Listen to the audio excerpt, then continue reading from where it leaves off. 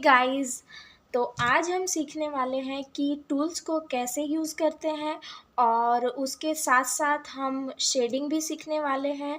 तो मैं आज आप लोगों को शेडिंग के साथ साथ ही बताने वाली हूँ कि टूल्स को भी कैसे यूज़ करते हैं। तो फिर चलिए स्टार्ट करते हैं। तो मैंने सबसे पहले अपने सारे टूल्स को अपने पास रख लिया है। तो फिर चलिए मैं आप लोगों को एक एक करके बताती हूँ कि मैं इन सारे टूल्स को कैसे यूज़ करती हूँ शेडिंग में। और मैं आप लोगों को एक और बात बता दूँ कि मैंने पिछले वीडियो में आप लोगों को कहा था कि मैं आप लोगों को नेक्स्ट वीडियो में बताऊँगी कि मैं इन सारे टूल्स को कैसे यूज़ करती हूँ। तो फिर चलिए मैं आप लोगों को शेडिंग के थ्रू बताती हूँ कि मैं इन सारे टूल्स को कैसे यूज़ करती हूँ और बाकी सारे टूल्स को मैं आप लोगों को नेक्स्ट वीडियो में बताऊँगी। सो गाइज़, मैं सबसे पहले ग्रेफाइट पेंसिल से स्टार्ट करूँगी। तो मैं आप लोगों को बता दूँ कि मैं ग्रेफाइट पेंसिल को कैसे यूज़ करती हूँ शेडिंग में। और मैंने यहाँ पर एक पेपर ले आया है, ये है स्मूथ पेपर ब्रूस्ट्रो का। जैसे मैंने आप लोगों को बताया था कि मैं ब्रूस्ट्रो का पेपर यूज़ करती हूँ, ये A4 साइज़ पेपर है। तो मैं अब आप लोगों को एक एक करके बताती हूँ कि मैं ग्रेफाइट पेंसिल को कैसे यूज़ करती हूँ। तो ये है HB पेंसिल और ये सबसे लाइट पेंसिल होता है इस डोम्स वाले में। तो मैं आप लोगों को दिखा दूँ कि ये सबसे ज़्यादा लाइट चलता है। और इससे थोड़ा डार्क होता है आपको 2B पेंसिल, ये भी दिखा दूँ मैं आप लोगों को। ये देखिए, इससे थोड़ा सा डार्क रहता है ये वाला। गाइस, ये है मेरे सारे ग्रेफाइट पेंसिल और इन सारे ग्रेफाइट पेंसिल का मैंने आप लोगों को दिखा दिया कि इनका शेड कैसे होता है और किस टाइप का होता है। ये सबसे ज़्यादा लाइट होता है, ये उससे थोड़ा डार्क, ये उससे थोड़ा डार्क और ये तीनों थोड़ा सा इन तीनों से डार्क होता है। और सबसे ज़्यादा अगर कोई डार्क होता है इस पेंसिल में तो इस डोम्स वाले में, तो ये सबसे ज़्यादा डार्क 10B होता है। तो इसे हम अलग अलग जगह पर यूज़ करते हैं। मैं आप लोगों को बताती हूँ कि मैं आप लोगों को पोर्ट्रेट के थ्रू बताती हूँ कि मैं इन सारे पेंसिल को कहाँ कहाँ पर यूज़ करती हूँ और कैसे यूज़ करती हूँ। सो गाइज़, ये है मेरा पोर्ट्रेट और मुझे इसे बनाने में मैक्सिमम 2-3 आवर्स लगा था। और मैं आप लोगों पेंसिल को कहाँ यूज़ करती हूँ, तो ये है मेरा HB का पेंसिल और इसे मैं इधर यहाँ पर फेस की जगह पर यूज़ करती हूँ, जहाँ पर लाइट का यूज़ होता है वहाँ पर मैं यूज़ करती हूँ इसे। और मैं इस तरह से इसे यूज़ करती हूँ और इसे फिर ब्लेंड करने के लिए मैं ब्रश का यूज़ करती हूँ। और फिर ऐसे भी अगर आप लाइट यूज़ करो तो आप लोगों का ये पेंसिल से ही ब्लेंड हो जाएगा। अगर ज़्यादा थोड़ा सा हो जाता है तो मैं ज़्यादा लाइनिंग टाइप में दिखता है तो मैं उसे फिर इरेज करती हूँ या चाहे तो उसे ब्लेंड करने के लिए ब्रश का यूज़ करती हूँ। और मैं इस तरह से इसे यूज़ करती हूँ। ये हो गया हमारा HB पेंसिल। ये है मेरा 2B पेंसिल। तो अब मैं इसे बताती हूँ कि इसे कहाँ यूज़ करती हूँ। तो जो HB से थोड़ा सा अगर डार्क होता है तो उस जगह पर यूज़ करती हूँ।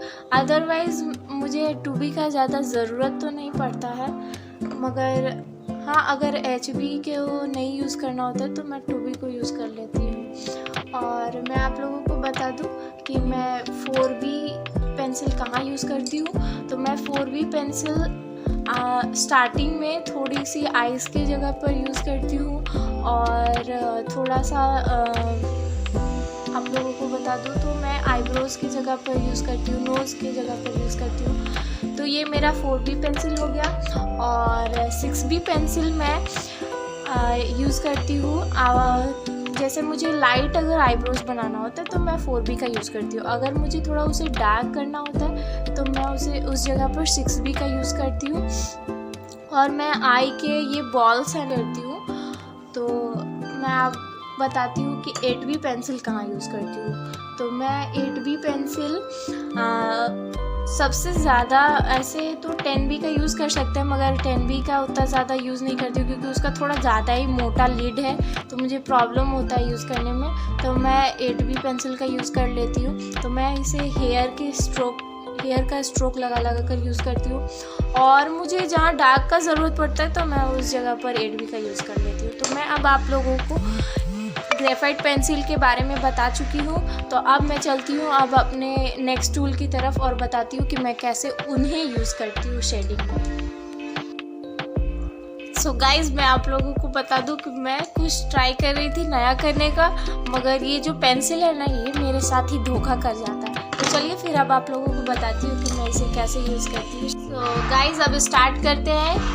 तो मैं अब आप लोगों को बता दूं कि ये है चारकोल सॉफ्ट पेंसिल। मैंने आप लोगों को इससे पहले वाले वीडियो में बता चुकी हूँ, लेकिन फिर भी बता देती हूँ कि ये है सॉफ्ट चारकोल पेंसिल और हम इसे यूज़ करते हैं।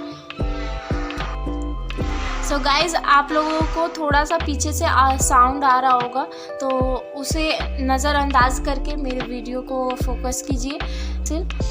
और ये आप लोगों को यूज़ करना है। ज़्यादातर इसका यूज़ हम आइज़ को बनाने में यूज़ करते हैं। और ये सॉफ्ट चारकोल पेंसिल है तो ये आप लोगों को एकदम सॉफ्ट और स्मूथ सा टेक्सचर देगा। तो इसे हम आइज़ पर यूज़ करते हैं, हेयर पर यूज़ करते हैं। तो ये हो गया सॉफ्ट चारकोल पेंसिल।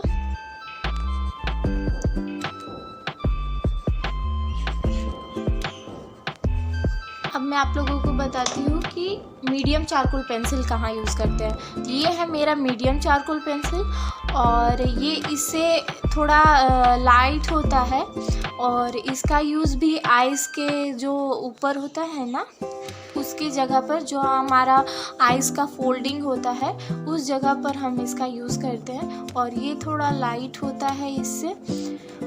तो ये हो गया हमारा मीडियम चारकोल पेंसिल जैसे आप देख रहे होंगे। तो इसका यूज़ ज़्यादा तो नहीं होता है, लेकिन हाँ इसे हम यूज़ करते हैं आइज़ की जगह। मैं तो यूज़ आइज़ की ही जगह पर करती हूँ। तो ये हो गया हमारा मीडियम चारकोल पेंसिल। अब हम चलते हैं अपने हार्ड चारकोल पेंसिल की तरफ। तो ये है मेरा हार्ड चारकोल पेंसिल और ये इन दोनों से ही लाइट होता है जैसा आप लोगों को दिख रहा होगा।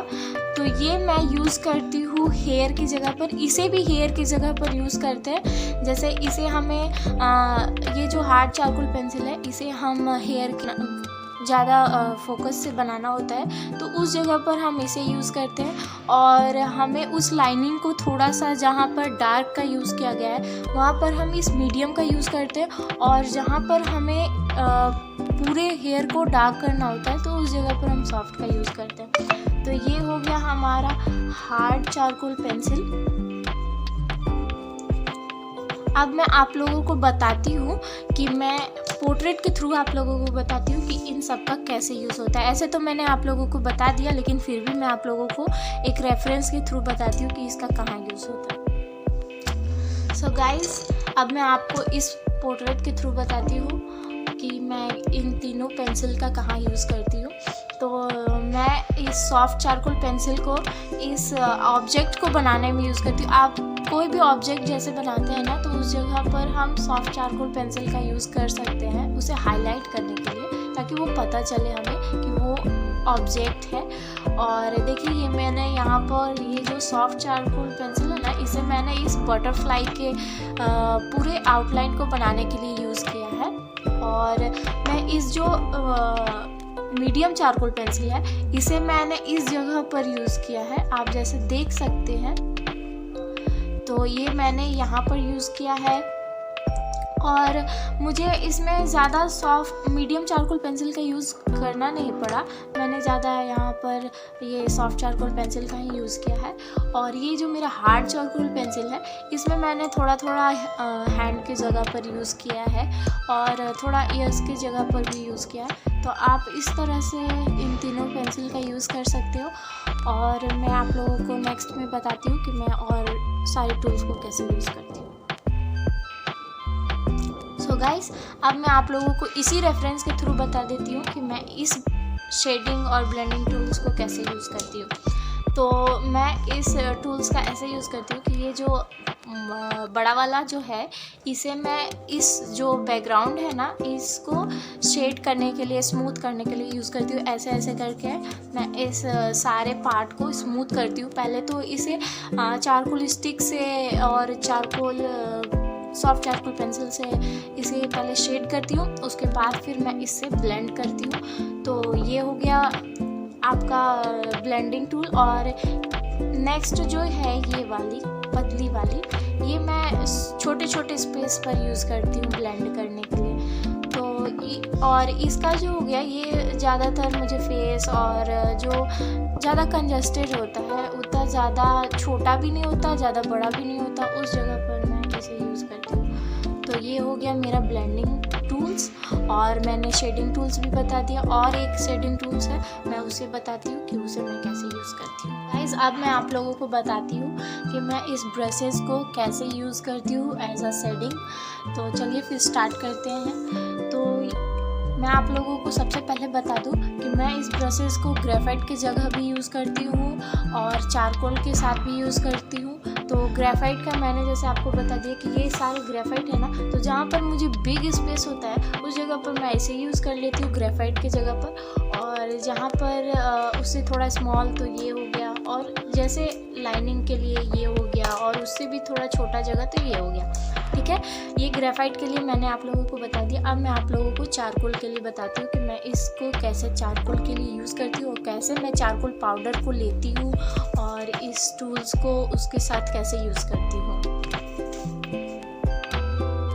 पहले चारकोल पाउडर लेते हैं, उसके बाद हम एक रफ पेपर लेते हैं जहाँ पर हम इस ब्रशेस को इसमें डिप करके और इधर थोड़ा सा टेस्ट करते हैं, उसके बाद हम यूज़ करते हैं। तो ये हो गया हमारा रफ पेपर, और ये हो गया हमारा चारकोल पाउडर, और ये हो गया हमारा ब्रशेस। तो चलिए फिर अब आप लोगों को बताती हूँ। तो ये है मेरा सबसे बड़ा ब्रशेस, जिसे मैं बिग स्पेस पर यूज़ करती हूँ। तो इसे मैं पहले तो अपने चारकोल पाउडर में डिप करती हूँ, और उसके बाद मैं इस जो ये रफ पेपर है इस जगह पर मैं इसे पहले तो टेस्ट करती हूँ।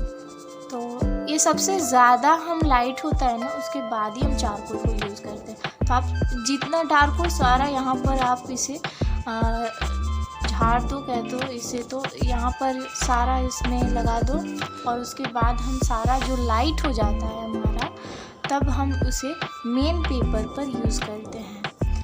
तो ये आप लोगों को दिख नहीं रहा होगा, और ज़्यादा लाइट हो जाए तो थोड़ा सा और ले लेते हैं। जैसे मेरा अभी ज़्यादा लाइट हो गया, तो हम इसे थोड़ा सा ज़्यादा डार्क ले लेंगे, और उसके बाद हम अपने पेपर पर मेन पेपर पर यूज़ करेंगे। तो ये देखिए आप लोगों को दिख रहा होगा, ये हमारा जब स्मूथ टेक्सचर हम फेस पर यूज़ करते हैं ना, तो वहाँ पर यूज़ करते हैं।